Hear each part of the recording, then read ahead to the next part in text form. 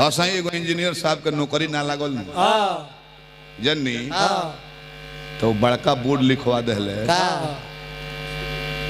कि यहाँ पर हर रोग का शर्तिया इलाज किया जाता है। बीमारी अच्छा होने 300 रुपया लिया जाता है और बीमारी अच्छा नहीं होने पर 1000 इनाम दिया जाता है। एगो है करे चाचा हमें लाइव चलते ऐसे कनी वो दिमाग लगा दे कि रोह करे के ठगे दो तो पहला दिन गोइले डॉक्टर साहब कितना फीस बता 300 अच्छा होने पर नहीं होने पर 1000 लौटाया जाए। अच्छा हमारा जीभिया पर कुछ खाता नहीं नु स्वादे नहीं खे बुझा क्वेश्चन लागता। डॉक्टर साहब बोले कंपाउंडर 22 नंबर बोतल में सला कर 2 बूंद जीभ पर चुआया जाए। ओके सर।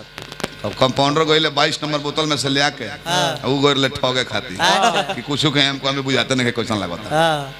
आ 2 बूंद चुओलस अरे बाप रे बाप स्पिरिट हका मर दे। हां हां हां 300 ठीक हो गए चोखा जस मुंह कोइले लौटल बाड़े तो गोनी है 1000 घिचे 300 ही ले ले हलो बिहान भइला दोसर बीमारी बना के जाता रहे।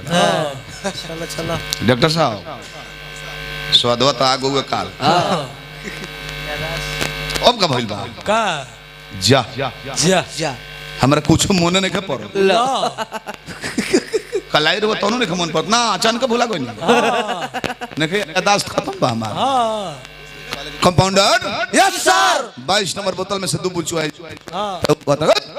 वो स्पिरिट हमर आ यादाश्त लौट गया 300 और 2 और दे 300 दे कल का बात याद पड़ गया स्पिरिट की है दे 300 और दे के टूटा टेम्पू जस मुंह पहले आके घर बैठल 600 ले गए अब 1000 ना लेम तो ले लौटी ना और तीसरा दिन जाता टोते जाता रहे।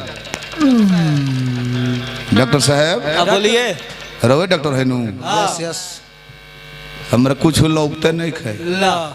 कंपाउंडर इसका इलाज है दो सर नहीं है नहीं तो लौटाओ लौटा दो 1000 दे दो तो वो तेज रहे कंपाउंडर रहे 10 गो 50 टकिया देता ले 1000 ली तब हड़बड़ी में जानले कि मिल गए 1000 गिनत रहे हे महाराज 50 टकिया 5 सवा कले दे इहो दे 300 दे तोरा लौके लागल